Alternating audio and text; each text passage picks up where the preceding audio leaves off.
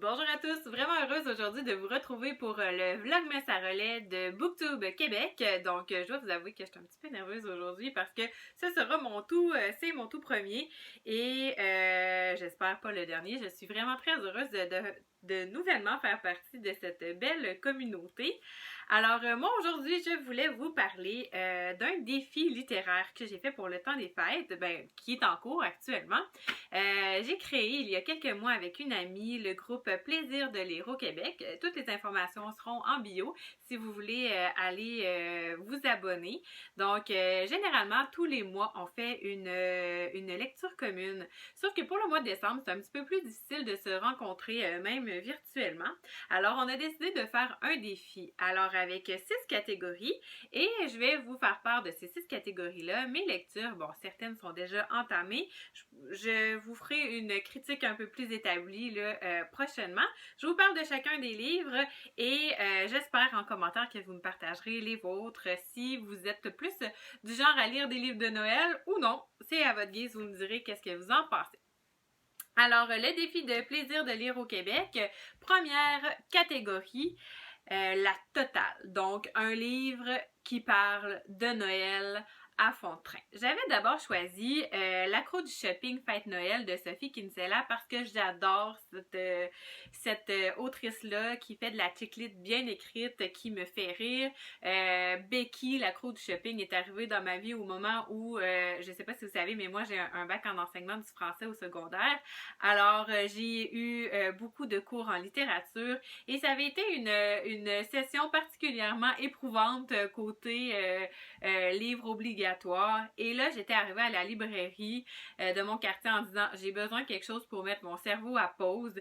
Et la libraire m'avait conseillé L'accro du shopping et vraiment là, pour mettre la switch à off, c'est l'idéal. Alors, j'étais vraiment contente de voir que Sophie Kinsella en avait fait un pour Noël. J'ai pas réussi à me le procurer à temps. Alors, j'ai changé ma lecture, mais je le lirai assurément. Si vous l'avez lu, j'attends vos commentaires. J'espère que vous m'en direz plus. J'espère retrouver cette bonne vieille Becky avec tous ses achats et son impulsivité. Alors, j'ai plutôt lu La fille qui a sauvé Noël et là, big fail, j'ai lu le tome 2. Et il y avait le tome 1. Je pensais pas que c'était une suite. Je pensais que c'était des... Mais oui, il y a vraiment des éléments de l'histoire qu'il faut savoir. C'est bien détaillé, mais je pense que j'aurais apprécié d'autant plus ma lecture si j'avais lu le tome 1, Un garçon nommé Noël. Mais j'ai quand même trouvé agréable ma lecture. C'est un roman jeunesse. Je vous dirais fin primaire, début secondaire, parce que c'est un peu plus jeunesse que ce à quoi je m'attendais. Donc, un livre rouge pétillant Noël qui se passe à Lutembourg avec le Père Noël qui doit sauver la petite fille qui croit, qui a le plus d'espoir et qui dans son cœur, et l'espoir, c'est ce qui crée la magie de Noël. Alors, c'est quand même un beau, je dirais un conte de Noël, c'est vraiment bien. Alors, je vous le conseille, surtout si vous avez des jeunes enfants. Peut-être une lecture en famille, pourquoi pas. Alors, si on y va avec notre deuxième catégorie, le glacial. Donc, un livre d'hiver, de neige, de glace. Bref, tu sais, un livre où il fait froid, ça nous donne envie de se blottir dans notre grosse doudou avec un breuvage chaud pour faire notre lecture. Alors pour ça, après en avoir tant entendu parler à part Madame Gabrielle et Bibliolaté, je me devais de lire Winter House, tome 1. Je me suis pas trompée cette fois-ci. Donc, tome 1 de Ben Gutterson. J'espère que je l'ai dit comme il faut. Alors, reprise. Ben Gutterson. Winter House. J'ai vraiment beaucoup aimé cette lecture-là. Winter House, donc oui, c'est un livre qui se passe dans le temps des fêtes. On a beaucoup la neige, la glace dans l'histoire. Mais c'est surtout un livre de magie. C'est une lecture qui est très intrigante. Je vous dirais que j'ai trouvé que c'était une espèce de mélange d'Agatha Christie et de Harry Potter. Alors, si vous l'avez lu, vous me direz qu'est-ce que vous avez pensé. Troisième catégorie, le cocooning. Parce que bon, quand on a eu froid, après ça, on a envie de mettre notre pyjama, nos grosses pantoufles. Pour ça, j'ai choisi un livre qui m'a été envoyé par Flammarion Québec. Donc, j'ai ma petite lampe, je suis désolée. Une chance sur 1 milliard. Une petite lecture feel good, cocooning, parfaite. On retrouve ici Adrien, qui est un statisticien. Donc, un statisticien. Un pro des statistiques. Et voilà, donc il calcule tout en probabilité et arrive une maladie qui avait une chance sur 1 milliard d'avoir et beaucoup de petites choses dans sa vie qui ça montre qu'on peut pas tout calculer à un moment donné. Il faut se fier un petit peu au destin. Il arrive des choses, puis il faut faire avec. Alors voilà, Adrien. Et c'était la première fois que je lisais Gilles Le Gardinier. Et franchement, une lecture humoristique. J'ai souri et ri à quelques reprises. J'ai aimé l'humour de l'auteur.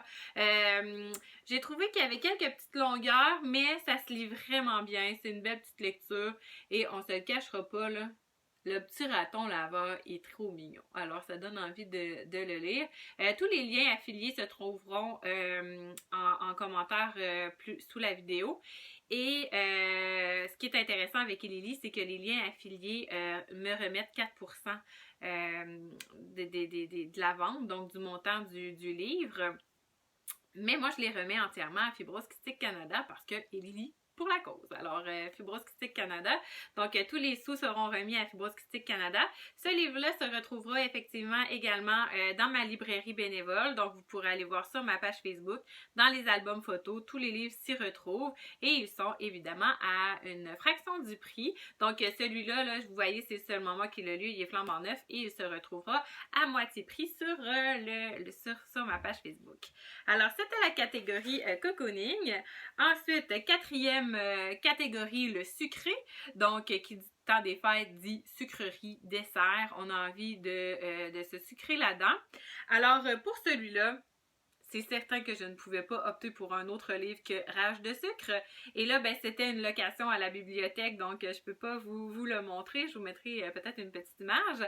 Alors, Rage de sucre, je savais vraiment pas à quoi m'attendre. C'est la protagoniste principale, le personnage principal est accro au sucre et c'est une dépendance qui est quand même important qu'on n'aborde pas souvent, je trouve. On parle beaucoup là, de toxicomanie, etc.